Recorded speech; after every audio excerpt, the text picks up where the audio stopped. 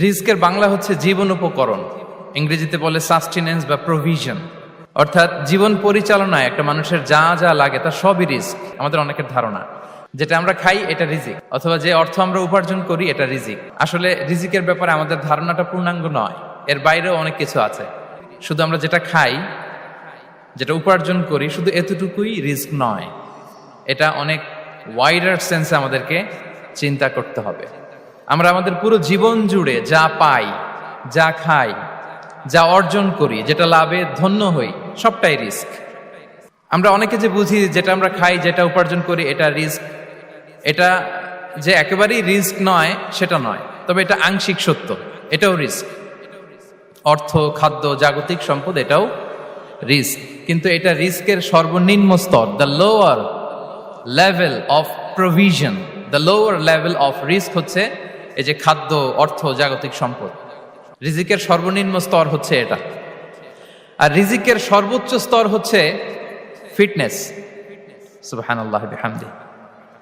আমরা অনেকে এটাকে নেগলেক্ট করি, গুরুত্ব দেই না, কিন্তু এটাই রিজিকের সর্বোচ্চ স্তর, ফিটনেস। আপনি ফিট থাকা, অর্থাৎ ফিজিক্যাল অ্যান্ড মেন্টাল ফিটনেস, শারীরিক এবং মানসিক সুস্থতা, এটা রিজিকের সবচাইতে উচ্চতম স্তর, the higher stage of risk, provision, sustenance, fitness, সুস্বাস্থ্য, শারীরিক এবং মানসিক সুস্থতা। কারণ আমাদের স্বাস্থ্য যদি ভালো না থাকে, ফিজিক্যালি মেন্টালি যদি আমরা ফিট না হই, পৃথিবীর সব নেয়ামত আমার পায়ের সামনে হাজির করলেও আমি কিছুই উপভোগ করতে পারবো না। এজন্য এইটা সবচাইতে বড় রিস্ক। এবং রাসূলুল্লাহ সাল্লাল্লাহু আলাইহি ওয়াসাল্লাম তিনি বলেছেন যে নি'মাতান মাগবুনুন ফীহিমা কাসীরুম মিনান নাস, আস-সিহহাতু ওয়াল ফারাগ। দুটি নিয়ামত আছে যে দুটি নিয়ামতের ব্যাপারে মানুষ খুবই গাফেল, উদাসীন, গুরুত্ব দেয় না। তার মধ্যে একটা হচ্ছে আস-সিহহা, সুস্বাস্থ্য, আর একটা হচ্ছে আল ফারাগ, অবসর। আমরা যখন খুব ব্যস্ত হয়ে পড়ি, নাভিশ্বাস, সময় নাই, খুবই রাশিং, তখন বুঝি যে অবসরের কত দাম। আবার আমরা যখন ফিজিক্যালি উইক হয়ে পড়ি, অসুস্থ হয়ে যাই, তখন বুঝি সুস্বাস্থ্যের কত দাম। তো রিজিকের সর্বনিম্ন স্তর হচ্ছে, প্রিয় ভাই এবং বোনেরা, খাদ্য, টাকা পয়সা, জাগতিক সম্পদ, এগুলা। আর রিজিকের সর্বোচ্চ স্তর হচ্ছে fitness, physical and mental fitness.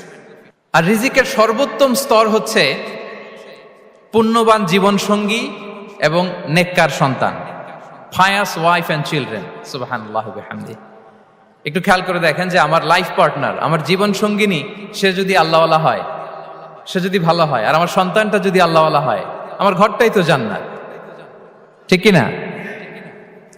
তো এটা হচ্ছে রিজিকের সর্বোত্তম স্তর। জীবন সঙ্গিনী সে যদি নেককার হয়, আল্লাহওয়ালা হয়, মুতিয়া কানিতা সে যদি হয়, আর আমার সন্তান, আমার চিলড্রেন, সেও যদি ফায়াস হয়, তাহলে আমার ঘরটাই হচ্ছে paradise, a piece of paradise in this দুনিয়া।